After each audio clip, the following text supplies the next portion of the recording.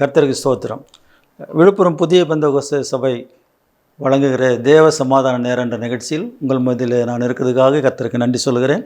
இந்த நாளுடைய செய்தியின் தலைப்பு, நன்மையினால் உன் வாயை திருப்தி ஆக்குவார். கர்த்தருக்கு ஸ்தோத்திரம். சங்கீதம் புஸ்தகம் 103:5 நான் வாசிக்கிறேன். நன்மையினால் உன் வாயை திருப்தியாக்குகிறார், கழுகுக்கு சமானமாய் உன் வயது திரும்ப வாழ வயது போல் ஆகிறது. கர்த்தருக்கு மகிமை உண்டாகட்டும். நன்மை நமக்கு இந்த வருஷத்தில் ஆண்டவராகிய இயேசுவிடத்திலிருந்து வருகிறது. சங்கீதக்காரனாகிய தாவீது சொல்லும்போது, நன்மையும் கிருபையும் என்னை தொடரும் என்று சொல்லி 23ஆம் சங்கீதத்தில் சொல்லுகிறார். ஆகவே இந்த நன்மையை அனுப்புகிற ஆண்டவர், கிருபை அனுப்புகிற ஆண்டவர் நம்மோடு கூட இருக்கிறார். கர்த்தருக்கு மகிமை உண்டாகட்டும். இந்த வருஷத்தில் கர்த்தருடைய வார்த்தை சொல்கிறது, நன்மையினால் உன் வாயை திருப்தியாக்குகிறார். கர்த்தருக்கு ஸ்தோத்திரம். நான் இதற்கு சில உதாரணங்களை சொல்லி திரும்ப ஜெபிக்கும்படியாக விரும்புகிறேன். கர்த்தருக்கு ஸ்தோத்திரம். கர்த்தர் நம்முடைய ஜனங்களை, இஸ்ரவேல் புத்திரரை, பிதாக்களை வனாந்தரத்தில் நடத்தினார். கர்த்தருக்கு ஸ்தோத்திரம். யாத்ராம் புஸ்தகம் 16ஆம் அதிகாரத்தில் நான் வாசிக்கிறேன். கர்த்தருக்கு ஸ்தோத்திரம். இஸ்ரவேல் ஜனங்கள் எகிப்திலிருந்து விடுதலையாக்கி கொண்டு வரப்பட்ட போது அவர்களுக்கு தேவையான ஆகாரம், தேவையான எல்லா தேவைகளையும் கர்த்தர் வனாந்தரத்தில் சந்தித்தார். கர்த்தருக்கு ஸ்தோத்திரம். இன்றைக்கும் நம்முடைய ஆண்டவர் உங்களுடைய வாழ்க்கை வனாந்தரம் போல இருந்தால் கூட, அந்த வனாந்தரமான வாழ்க்கையில் கூட கர்த்தர் அற்புதம் செய்ய வல்லவராக இருக்கிறார். கர்த்தருக்கு ஸ்தோத்திரம். இந்த இடத்துல நடக்குமா, இது நான் இப்படிப்பட்ட சூழ்நிலை இருக்கிற, எனக்கு ஏதாவது கிடைக்குமா, என்னை கர்த்தர் ஆசீர்வதிப்பாரா, இப்படிப்பட்ட நிறைய கேள்விகள், போராட்டங்கள் நம்முடைய இருதயத்தில் உண்டாகலாம். கர்த்தருக்கு ஸ்தோத்திரம். வனாந்தரத்தில் கூட கர்த்தரால் அற்புதம் செய்ய முடியும். கர்த்தருக்கு மகிமை உண்டாகட்டும்.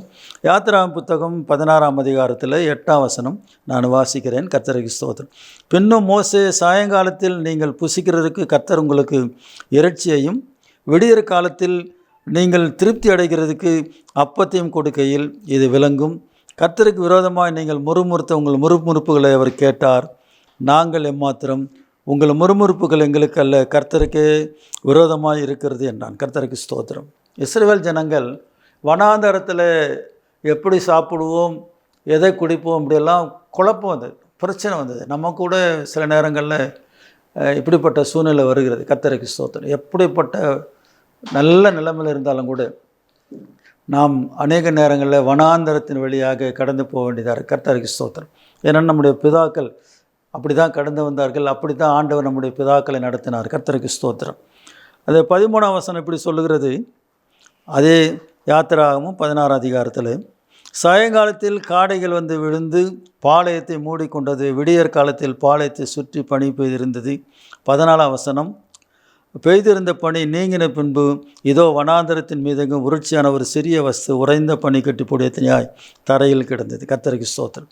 அதை எடுத்து அவர்கள் புசித்தார்கள். அது மன்னா. கர்த்தருக்கு ஸ்தோத்திரம். அந்த மன்னாவை கர்த்தர் வனாந்தரத்தில் அனுப்பினார். இறைச்சியை கர்த்தர் அனுப்பினார். கர்த்தருக்கு ஸ்தோத்திரம். மன்னா கூட வானத்திலிருந்து வந்திருக்கும். ஆனால் காடைகள் ஆண்டவர் விழப்பண்ணினார். நம்முடைய ஆண்டவர் வனாந்தரத்தில் நம்ம நடத்த வல்லவராகிறார். நீங்கள் வனாந்தரமான வழியில், வாழ்க்கையில், ஊழியத்தில், அநேக நேரங்களில் ஊழியம் என்பது ஒரு பெரிய போராட்டமான ஒரு காரியம். அது பட்டணத்தில் இருந்தாலும் சரி, கிராமத்தில் இருந்தாலும் சரி, வசதியான நாட்கள் சபையில் இருந்தாலும் சரி, ஏழைகள் சபையில் இருந்தாலும் சரி, கர்த்தர் ஆசீர்வதிக்காத பட்சத்தில் அது ஒரு பெரிய போராட்டமாக தான் இருக்குது. கர்த்தருக்கு ஸ்தோத்திரம். ஆனால் நிறைய பேர் நினைப்பாங்க, பாஸ்டருங்க மாருங்கள்லாம் வெள்ளை சட்டை போட்டுன்னு நல்ல வெள்ளையாக இருக்கிறாங்க, ரொம்ப நல்லா இருக்கிறாங்கன்னு சொல்லி. ஆனால் அவங்களுக்கு உள்ளத்துக்குள்ளே இருக்கிற போராட்டங்கள், அவங்களுக்குள்ளே இருக்கிற பிரச்சனைகளை நம்ம வெளியே சொல்ல முடியாது. கர்த்தருக்கு ஸ்தோத்திரம். அப்படிப்பட்ட ஒரு சூழ்நிலையில் கூட ஊழியக்காரர்களை ஆண்டவர் நடத்த வல்லவராகிறார். விசுவாசிகளை நடத்த வல்லவராகிறார். வனாந்தரமான வாழ்க்கையிலும் கூட நம்முடைய ஆண்டவர் நம்மோடு கூட இருந்து, அன்றைக்கு இஸ்ரவேல் ஜனங்களுக்கு மன்னாவை கொடுத்தார், காடைகளை கொடுத்தார், திருப்தியாக சாப்பிட்டார்கள். கர்த்தருக்கு ஸ்தோத்திரம். அதை தாவீது ஞாபகப்படுத்துகிறார். தாவீது காலம் எங்கே இருக்கிறது? இந்த வனாந்தரத்தில் மன்னா விழுந்த காலம் எங்கே இருக்கிறது? ஆனால் அந்த சங்கீதத்தில் நாம் தாவீது அதை ஞாபகப்படுத்துகிறதை நாம் பார்க்கிறோம். 107ஆம் சங்கீதத்தில் இந்த வசனங்கள் அப்படி சொல்லப்பட்டிருக்கிறது. 107ஆம் சங்கீதம் நான் வாசிக்கிறேன். கர்த்தருக்கு ஸ்தோத்திரம். 4ஆம், 5ஆம். அவர்கள் தாபரிக்கும் ஊரை காணாமல் வனாந்தரத்தில் அவாந்தர வழியாய் பசியாகவும் தாகமாகவும் ஆத்மாவை தொந்திதாகவும் அலைந்து திரிந்தார்கள். தங்கள் ஆபத்தில் கர்த்தர் நோக்கி கூப்பிட்டார்கள். அவர்கள் இக்கட்டுகளிலிருந்து அவர்களை விடுவித்தார். கர்த்தருக்கு ஸ்தோத்திரம். அடுத்த 8ஆம், தவணமுள்ள ஆத்மாவை கர்த்தர் திருப்தியாக்கி பசியுள்ள ஆத்மாவை நன்மையினால் நிரப்புகிறார்.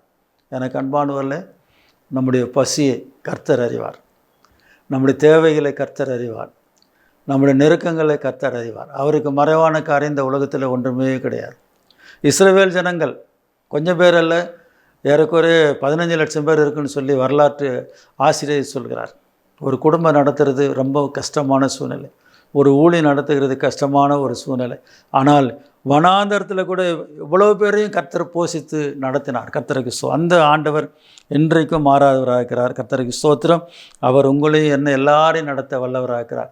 கர்த்தர் நடத்துவாரான ஆசீர்வதிப்பாரானா அது திருப்தியாக இருக்கும். கர்த்தருக்கு ஸ்தோத்திரம். நம்முடைய ஆண்டவராக இயேசு கிறிஸ்து கூட ஜனங்களை போஷித்தார். கர்த்தருக்கு ஸ்தோத்திரம். ஜனங்களை போஷித்தார். எவ்வளோ பேர் சாப்பிட்டாங்கன்னு வசனம் சொல்லுகிறது. மத்தேயு சுவிசேஷம் 14ஆம் அதிகாரம் 19ஆம் வசனத்தை நான் வாசிக்கிறேன். ஜனங்கள் பிரசங்கத்தை கேட்டு ஜனங்களை ஆண்டவர் அப்படியே அனுப்பிவிடவில்லை. 3 நாள் பிரசங்கம் கேட்டாங்க. ஆண்டவர் அவங்களை அனுப்பிடலாம், பொழுதெல்லாம் போயிடுச்சுன்னு சீசர்கள் சொல்கிறாங்க. ஆனால் ஆண்டவர் சொன்னால் போனால் வழியில் சோர்ந்து போவாங்க. எனக்கு அன்பானவர்களே, இன்றைக்கு நிறைய சபைகளில் ஜனங்களுக்கு ஆகாரம் கொடுக்கறதுடைய நோக்கம் தான். ஆனால் சாப்பாடு கொடுக்கறது நல்லது தான். சாப்பாடு நிறுத்தினா வர்றது நிறுத்திடுவாங்க. அது ஒரு சிக்கல் இருக்குது. சாப்பாடு கொடுக்கறது நல்லது தான் சபையில். ஆனால் சாப்பாடு கொடுக்கறத நிறுத்திட்டா சபைக்கு வர்றது என்ன செஞ்சிடறாங்க, நிறுத்திடுறாங்க. ஆனால் அந்த சாப்பாடோடு கூட ஆவிக்குரிய ஆகாரத்தை நம்ம கொடுத்தோமானால் அவங்க நிச்சயமாக எப்போ வந்துகிட்டே இருப்பாங்க, நிற்கவே மாட்டாங்க. மத்தேயு சுவிசேஷம் 4ஆம் அதிகாரம் 19ஆம் வசனம். அப்போது அவர் ஜனங்களை புல்லின் மேல் பந்திருக்க கட்டளையிட்டு அந்த 5 அப்பங்களையும் அந்த 2 மீன்களையும் எடுத்து வானத்தை அண்ணாந்து பார்த்து ஆசீர்வதித்து அப்பங்களை பெற்று சீசரிடத்தில் கொடுத்தார். சீசர்கள் ஜனங்களுக்கு கொடுத்தார்கள். எல்லாரும் சாப்பிட்டு திருப்தி அடைந்தார்கள். மீதியான துணிக்கைகளை 12 கூட நிறைய எடுத்தார்கள். சிறிகளும் பிள்ளைகளும் தவிர சாப்பிட்ட புருஷர்கள் ஏறக்குறைய 5000 பேராக இருந்தார்கள். கர்த்தருக்கு மகிமை உண்டான். 5000 பேரையும் ஆண்டவர் போஷிக்க வல்லவராக இருக்கிறார். அந்த வசனம் சொல்கிறது. வசனத்தை நான் திரும்ப ஞாபகப்படுத்துகிறேன். நன்மையினால் உன் வாயை திருப்தியாக்குகிறார். நம்முடைய ஆண்டவர் நம்மை பசியினால் வருந்த விட்டு வேடிக்கை பார்க்குறவர் அல்ல. நமக்கு குறைவுகளை பார்த்து அவர் சந்தோஷப்படுகிறவர் இல்லை. நம்முடைய குறைவுகளை அவர் பார்த்து அந்த குறைவுகளை நீக்கிறதுக்கான வழிகளை நம்முடைய ஆண்டவர் அவர் செய்ய வல்லவராக இருக்கிறார். கர்த்தருக்கு ஸ்தோத்திரம். அதனால் அவர் ஜனங்கள் பார்த்து சொல்கிறார், நீங்களே கொடுங்க, வழியில் போனால் அவங்க சோர்ந்து போவாங்களே. கர்த்தருக்கு ஸ்தோத்திரம். ஜனங்கள் அப்படியே அனுப்பிவிட்டா அவங்க போகும்போது சோர்ந்துருவாங்க. 3 நாளாக பிரசங்கத்தை கேட்குறாங்க, அவங்களுக்கு கொடுங்கன்னு சொன்னார். சாப்பிட்டவர்கள் ஏறக்குறைய 5000 பேர் இருந்தார்கள். கர்த்தருக்கு மகிமை உண்டாகட்டும். வேதம் சொல்கிறது சங்கீதம் புஸ்தகத்தில் உன் வாயை விரிவாய் திறத நிரப்புன்னு சொல்கிறார். ஸ்தோத்திரத்திலும் சொல்லி வாயை விரிவாய் திறக்க வேண்டும். நாம் பாடும்போது ஜெபிக்கும்போது கர்த்தருடைய சமூகத்தில் நம்முடைய வாயை விரிவாய் திறக்கும் போது அதை ஆண்டவர் நிரப்புகிறவராக இருக்கிறார். கர்த்தருக்கு ஸ்தோத்திரம். ஒரு வசனத்தை திரும்ப நான் வாசிக்கும்படி விரும்புகிறேன். யோவான் சுவிசேஷம் 10ஆம் அதிகாரத்தில் ஆண்டவருடைய பிள்ளைகளுக்கு கொடுத்திருக்கிற ஆண்டவருடைய வார்த்தை 10ஆம் அதிகாரம் 9ஆம் வசனம். கர்த்தருக்கு ஸ்தோத்திரம். நானே வாசல், என் வழியாக ஒருவன் உட்பிரவேசித்தால் அவன் ரட்சிக்கப்படுவான், அவன் உள்ளும் புறமும் சென்று மேய்ச்சலை கண்டடைவான். கர்த்தருக்கு ஸ்தோத்திரம். ஆகவே நம்முடைய ஆண்டவர் ஆவிக்குரிய காரியத்தில் மாத்திரல்ல, சரீர பிரகாரமாகவும் நம்மை போஷித்து நம்ம நன்மையினால் திருப்திப்படுத்துகிறவராக இருக்கிறார். ஆவியில் நிரம்பி அந்நிய பாஷை பேசி வானத்துக்கு பூமியும் குதிச்சுட்டு வீட்டில் போய் சாப்பாட்டுக்கு இல்லைன்றது அது ஆசீர்வாதம் இல்லை. கர்த்தருக்கு ஸ்தோத்திரம். நம்முடைய ஆண்டவர் வசனம் சொல்லுகிறது, உள்ளும் புறமும் சென்று மேய்ச்சலை கண்டடைவான். நம்முடைய ஆவிக்குறி ஜீவத்தில் நாம் வளரணும், உலக பிரகாரமாகவும் நம்ம ஆசீர்வாதமாக இருக்கணும். கர்த்தருக்கு ஸ்தோத்திரம். நல்லாவும் சாப்பிடணும், நல்ல எல்லா வித உலக பிரகாரமான எல்லா காரியத்திலும் நம்ம ஆசீர்வாதமாக இருக்கணும். ஆவிக்குரிய காரியத்தில் நம்ம ஆசீர்வாதமாக அந்த ஆண்டவருடைய காரியத்தில் வளர்ச்சி அடைந்து போகணும். கர்த்தருக்கு ஸ்தோத்திரம். ஆகவே நான் திரும்ப ஞாபகப்படுத்துகிற காரியம் சங்கீதம் புத்தகத்தில் சொல்லப்பட்டிருக்கிறது.